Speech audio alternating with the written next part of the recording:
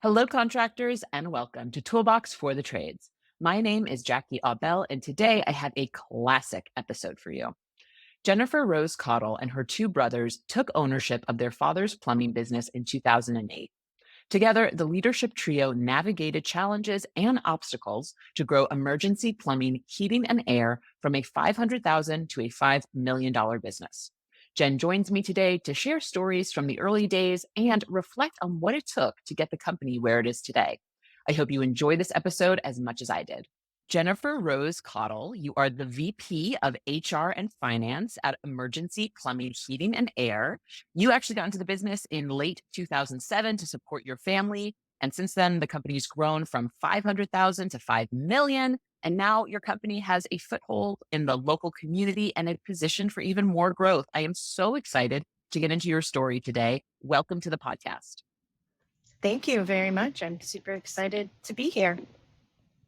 And I'm super excited to have you. We're going to kick off the way we do every single podcast now, which is with a icebreaker. And I've been introducing some new icebreaker questions into my icebreaker roulette wheel, which is what crazy activities do you dream of trying someday, Jennifer? Well, I'm not too much of a daredevil. Crazy activities. I have always wondered about skydiving, but I'm not. I will see if I get brave enough to do it. But really, as far as activities, things that I want to do is just travel different places. I went to Egypt, and I was supposed to go to Vietnam. We didn't get that worked out, but places like that, I just want to see, things that I don't get to see on a normal basis. So that's my dreams of activities. That's really cool. I don't know many people who have been to Egypt. What was your favorite thing about it? I don't know if it's a favorite thing. That seems weird, but it's so unbelievable to me how colorful and things the tombs are. It seems unreal that they're that old. I can't like fathom it. So it was really crazy to see it in person. And I still can't, quite comprehend it all, how they know what they know and it's really cool. So I like the tombs the most. I think it's the most amazing thing and something that I could have never even imagined seeing. So that was cool. Yeah, that's really, really cool. And by the way, I just also want to say crazy activities. I think my crazy activity that I'm going to try this year is pickleball. So you would have been in good company if you had said not skydiving and not Egypt, which are pretty big ones, by the way. If you had told me like, I think I'm really going to get into disc golf or something, I would have been like, yeah. I'm with you on that. I did pickleball this past summer. I tried it out. I like it. It's pretty good, but all right. I don't do it regularly. But yeah, it was fun. America's fastest growing sport. You heard it here, folks. It is crazy. Yeah. So Jennifer, let's cut to the chase here. How did you get into the trades? Completely by accident. So my dad actually started a plumbing company in 1977, or this company, I should say, in 1977. A few years later, I don't want to completely give my age away, but a few years later, he walked into the hospital and told my mom on the day that I was born that he quit his full-time job to continue on this business full-time. So that was a little bit crazy. And my parents have always, talked about that. So, but growing up, so my parents always had this business, and along the way they had other businesses. So they were entrepreneurs, but nothing was stable as the plumbing company. It was kind of the backbone to everything. And I was never involved in the company at all because I was a girl. So I have 5 brothers, and they were all involved in the company along the way. And the only position at that time that I could have done was to be a technician. So that is why my dad, you're a girl, it's not the right fit. My mom did some of the office stuff, but it was really like, we answered the phones, like she had to answer the phones at our house, but my dad did everything else. So we didn't really have like an office. There wasn't it was the true, one man type show business my whole life.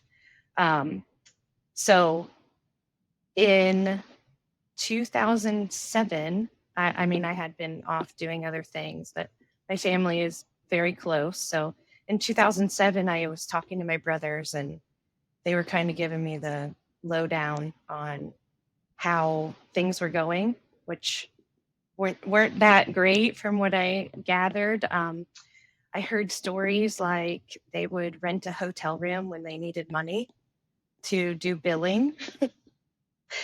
And my dad was always like, I could hear him talk about, oh, the boys, they never collect.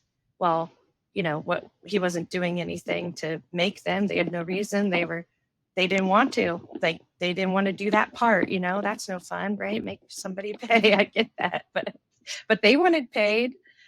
So I also heard stories about the notes that they took. Like, my brother brought to the hotel room a 2x4 with notes on it from a job.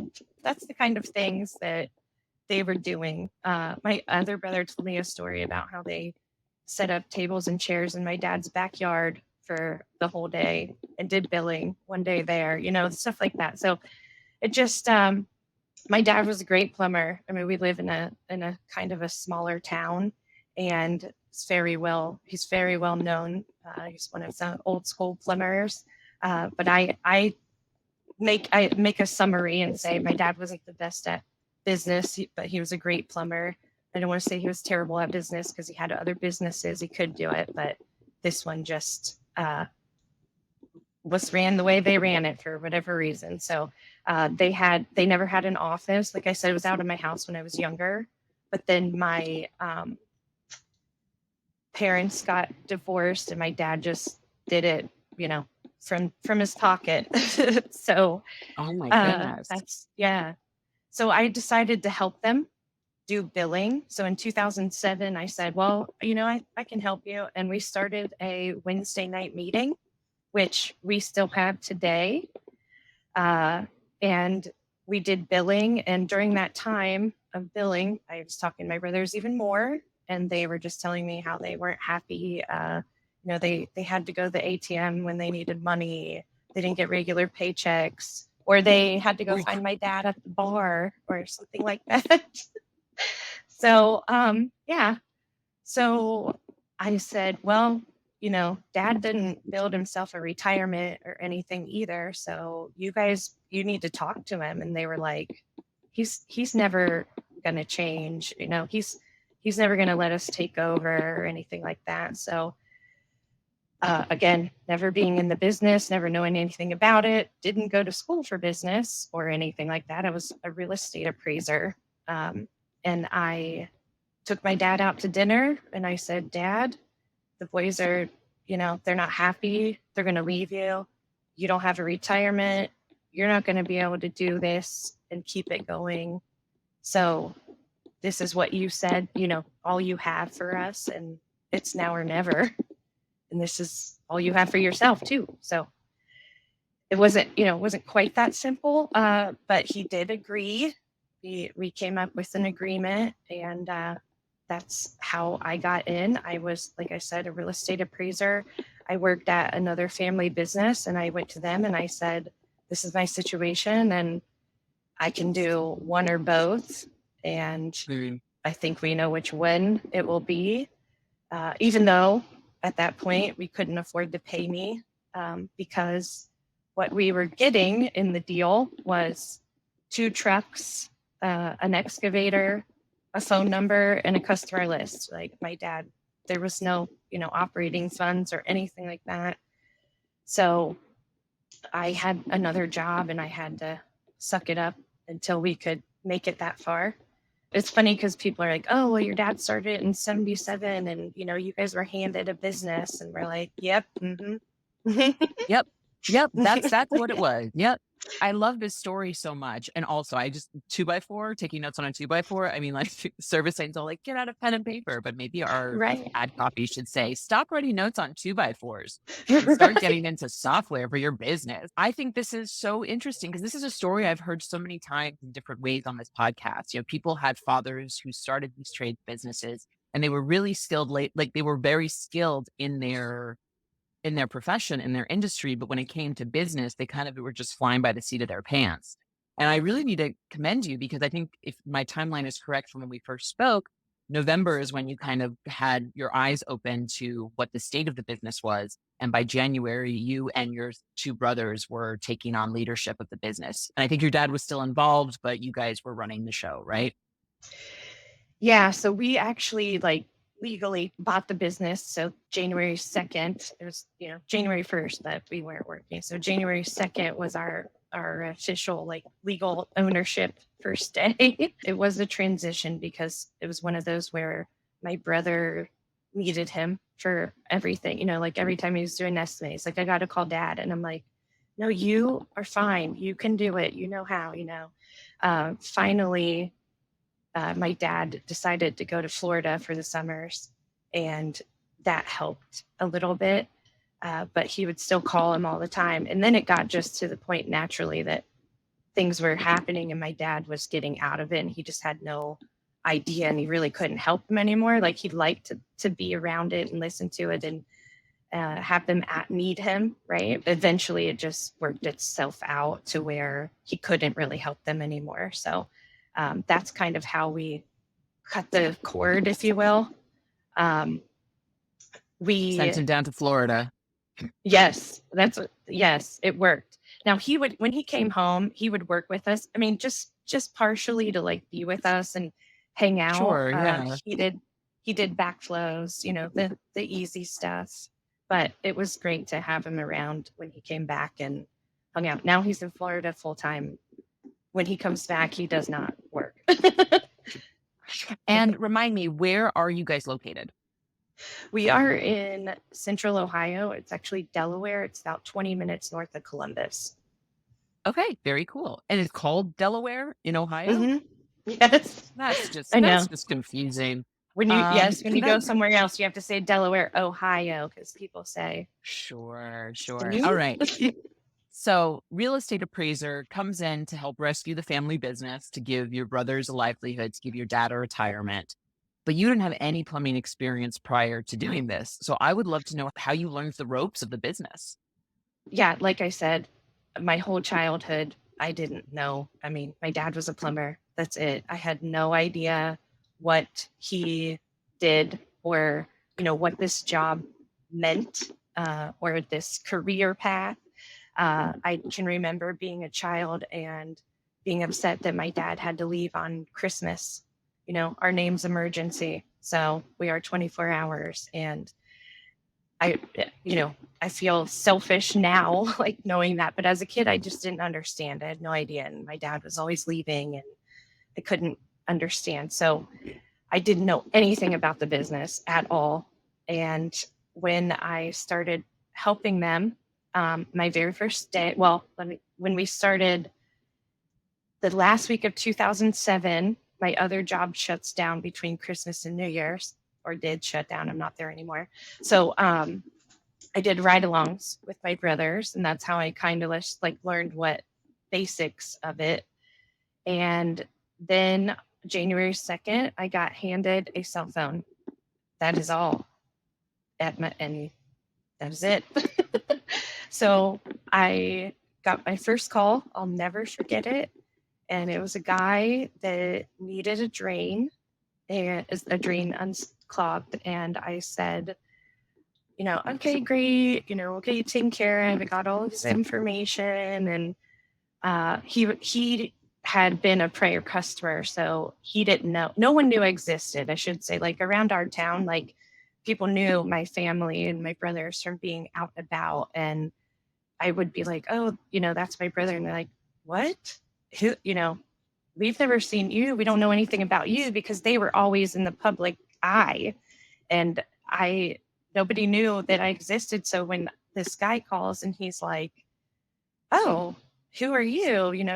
There's never been a girl. And so I explained, he's like, this is awesome. So great to have you. And he's like welcoming me. And he was the customer. That's awesome. Yes.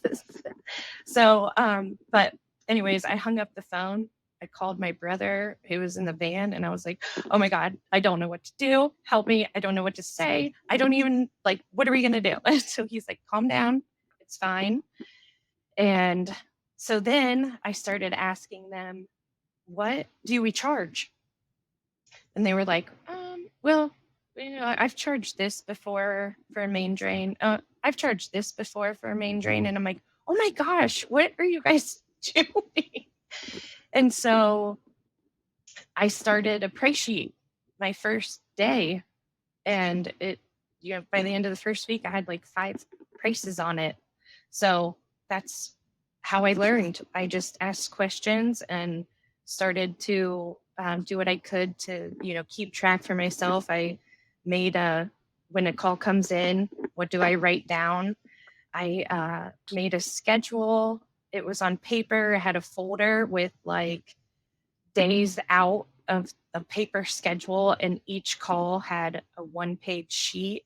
And I carried that around with me everywhere. I slept with it. I slept with the phone. I answered the phone 24 hours a day, like even to Oh the my fact of, gosh. people calling in the middle of the night, and I would schedule them until one day my brother says, Jen, it's okay. You can call them back tomorrow. And I was like, I don't think I can. I need to get them on the schedule. I mean, I didn't know. No one trained me. I just thought I got to get this done. I have to get these people taken care of. And so I guess in some ways, luckily, I'm just naturally like a people pleaser and I want to take care of everyone. But then at the same time, my brothers wanted to kill me because I couldn't say no. And they were working 15 hours a day regularly. So, But yeah. at the same time, you're growing the business and you're bringing in money, which it sounds like you guys really needed at the time. Yes, but we also had no idea really what we were doing. We had no vision, we had no plans, we had no idea what, keeping track of stuff was. I just took a call and they went out and they did great work because they were very skilled. That, like I said, my dad was an awesome plumber and other plumbers would call on him. So they definitely learned from the best. As far as the business part goes, we were just flying by the seat of our pants. We had no idea. So when did the business stuff start to click? Like, when did you start thinking like, you know what, we got to start tracking how much we're spending on materials. We really should be tracking things. Like, how did that evolve? Because it sounds like the first few months you were just survival mode by all means. So like, when did things start to shift? It's going to sound funny probably, but it's probably a couple of years because Makes sense. No, that makes sense to me. And can I interrupt you why? yeah, I yeah. think because you're in such like a fight or flight mode of like just trying to make things happen, that you blink and, oh no, 3 years have gone by or however many years it was. So it's not Yes. odd to me. Not odd to me at all. Okay, So good. Well, continue. I'm sure I you've didn't mean to interrupt. No, you're good. Yeah, I'm sure you've heard a lot of it. I mean, I've had other jobs. I've never had a job like this. I've never had an experience like this. Like I tell people, about the schedule. I'm like, it's a living organism. I mean, it It is. Yeah. changes all the time. And like I said, I had that paper schedule and I carried it around with me. And one time I went to Michigan and I accidentally left it at a restaurant. And I got all the way home and realized it. Oh my God. I thought my life was over. I had no idea what was on the schedule for Monday morning. Luckily, my brother I have an older brother in Michigan who has emergency plumbing, by the way. But he lived like 20 minutes from this restaurant. So he went and got it. And on Monday morning, when they opened, though, like I couldn't even do anything first thing in the morning. I think I maybe remembered a couple people. But then as soon as the restaurant opened, he was able to read me some stuff and then he overnighted it. But yeah, that was like the worst thing that ever happened. Oh my gosh, I guarantee you there are people listening right now that are like, "Yep, I have a Michigan restaurant story." So, yeah, like, tell me, what was the change? Like, how did it happen? Because you're on ServiceTitan now, that's how I know you. So I wanna know, Hmm. like, how you guys started getting into the business side. Learning from other people, learning, listening from other people. Like we did not know anything about Service Titan or any of the other groups. I just started listening to people. And that's why I would say, the number one thing for me was listening to anybody, whether they're a business owner, whether they're just a person, whether, it doesn't matter. That is how I learned, was listening to other people and then I guess, Googling it, like, what is that? What does that mean? And figuring it out. Then along the way, like podcasts, things like that. I'm not really a reader at all. I have a lot of books and I skim them, uh, but I'm just not a big reader. I did pick up the E Myth at one point with a friend's recommendation, and I read maybe the first couple chapters, and there's a part in there about, the CEO, the technician, and the manager. And I thought it was funny because I could totally relate each one of my brothers and I to that. And I was like, that is why we make this work. But we didn't know, like, that was my first like realization of, this is why we make it work, because we each have that different input. And fast forward a little bit. So we currently have a coach in here in our office every single day. It's awesome. But she did the DISC assessments on us, but she's also coaching us continuously every day. Like, it is completely implemented into our business. And I know now, like, everything that I thought I knew, and it is proven to me now. So my brothers and I are the triangle that is needed to, move everything forward like that. Like, if you take one of us out, it wouldn't be the same. So we, Interesting. yeah, we learned about processes. We learned about, keeping score of your business, just like a game. So, things like that, that people told us, I took and figured out what it meant. Wow. I mean, I really, this is such a classic toolbox for the trade story, and I haven't heard one of these in a while, which is why I'm so excited. Like, really, that Michigan story, I'm like, that is phenomenal. So it sounds like what you did is you just were a sponge. Well, there were a couple things, right? You were a sponge. You absorbed information that people were giving you, and you were just taking it day by day. And I want to get back to the leadership with you and your two brothers. So you have five brothers in total. Two of them run the business with you. And Mhm. you mentioned like the E-Myth CEO, manager, technician. You guys all filled that role in some capacity. You didn't know it, but that's how the business was running, even in those early days where it was just head on fire, hair on fire. Let's just get to the end of the day kind of stuff. Mhm. And so I know this was a kind of like this weird gift you guys had. You didn't realize you had. And now that you're growing, 'cause like I said, $5 million business now. Tell me a little bit about the challenges now as you're grown, you're a larger business, and you need to do more delegation. You need to start Yeah. having more middle management in place. So, like, what's that challenge been like? I'll say the old days. The three of us not knowing what we were doing, and we were completely leaning on each other with everything. I mean, down to making a $20 decision. We're like, we had to talk about it. We had to talk about everything. So we acted as like one. We were the perfect combination to be like the perfect one. So when we had to, as we grown, and we've kind of had to learn how to separate a little bit, it was hard. We can't talk about everything. There's just not that time.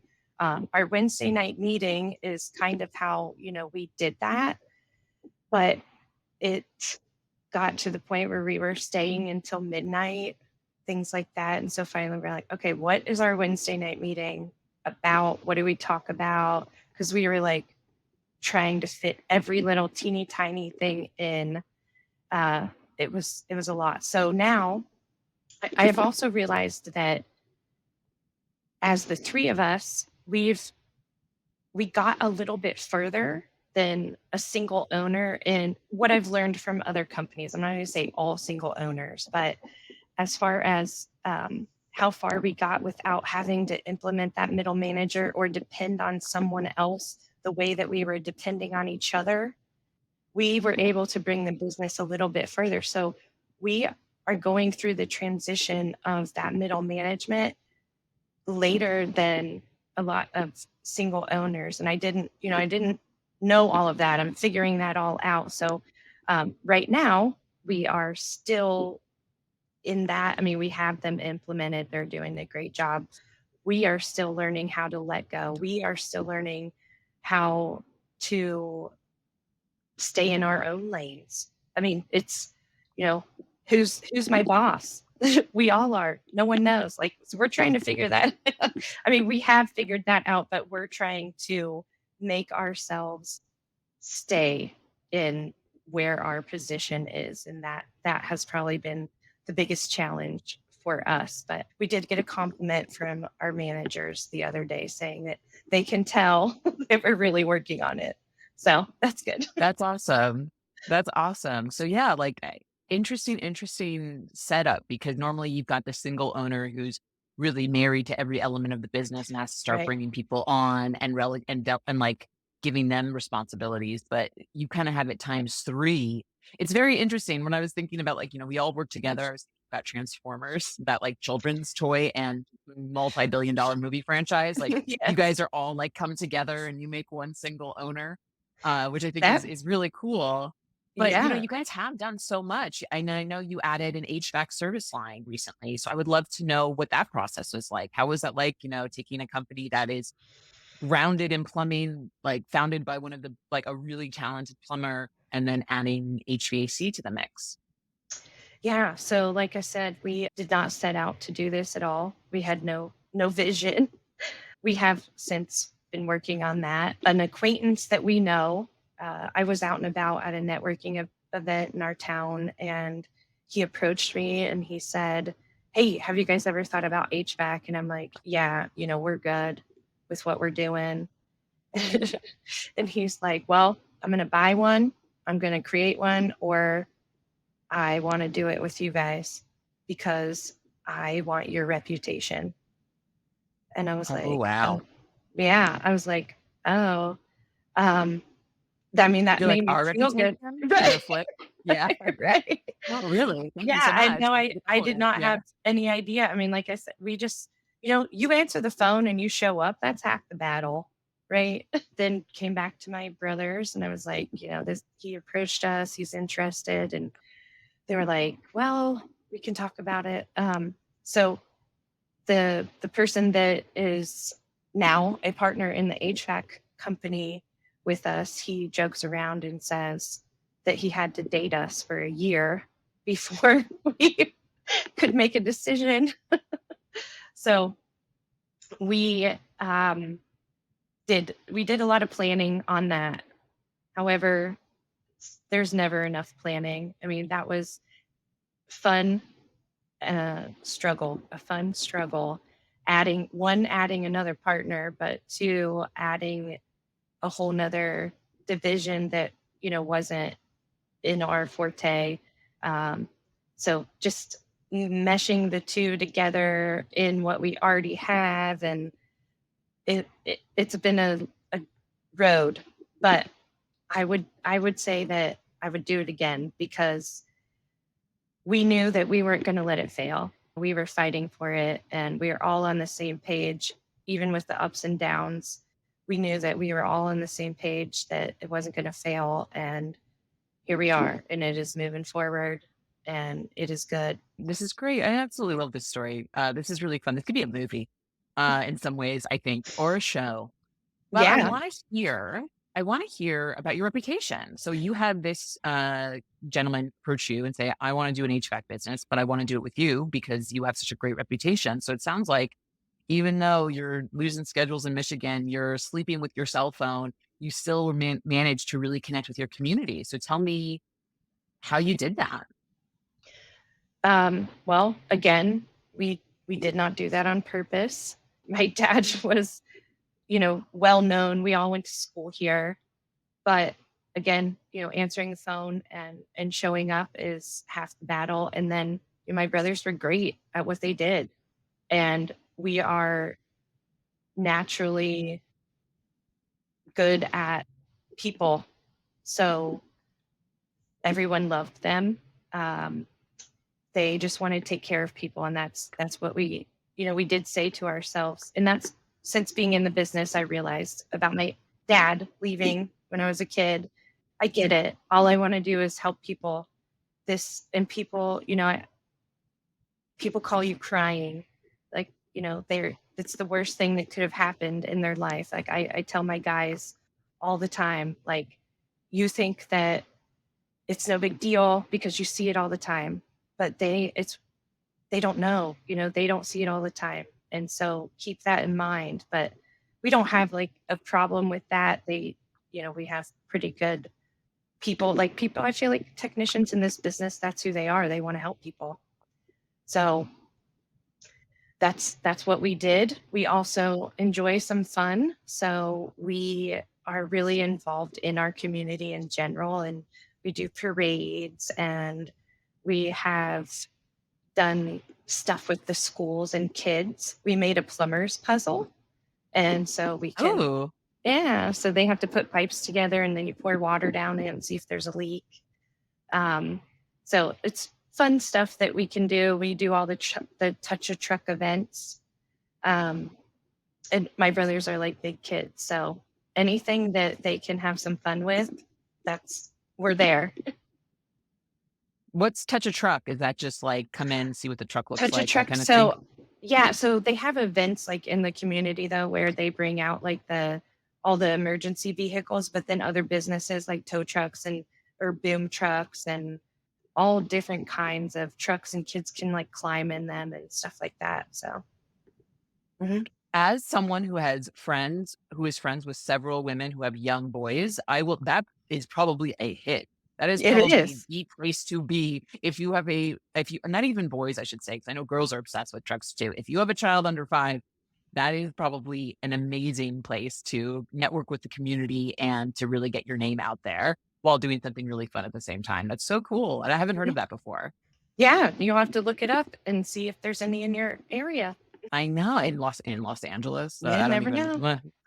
insert joke here about what kind of trucks are there. And anyway, this has been such a fun conversation for me, Jen. I really want to kind of look back because you joined at the beginning of 2028, end of 2027. We're recording this in 2024. If you could go back in time and tell yourself one thing, or not one thing, you can give her a couple pieces of advice. What would you say? Just continue to be open and learning and growing yourself. Paying attention to growing yourself, and like I said, being open minded to what people are telling you and listening. I mean, because I feel like that is the biggest thing that I did that got me to where I am, and that's exactly what I share with other people. I again, realization that I have helped other people at this point, which I never thought that I would be helping other people in this business or in any business for that matter. And I have helped a lot of people. And that's one thing that I would always say to them is, be open to always learning. You don't ever quit learning, and don't be afraid of listening to what people are telling you. And even if you don't agree, take it, you know. Yeah, yeah, that's really interesting. I just really like this story a lot. Do you have any plans of returning back to the real estate appraisal business? So I do still a little bit with the sheriff. Oh, Yeah. So our we do sheriff appraisals, but that's all I do. It's just to kind of stick my nose in it a little bit. And I always have okay. it to fall back on, even though at this point I will not need that. But um I have yeah, I have it. I like to keep my eyes and ears open in that world. So All right. Well, Jen, I cannot thank you enough for just such an open and honest take about what this journey has been like for you. I had such a fun time, and I know our listeners did as well. Is there anything else you want to share that we didn't get a chance to? I think we did a lot, and I really, really appreciate you letting me come on and share my experience. And I hope that it helps someone else. As I said before, I appreciate your podcast, and I have definitely listened and enjoy it and Thank you. have, gotten some things from it myself from other folks. So thank you. Thank you, Jen, for this incredibly motivational story. And thank you again for being a guest on the podcast.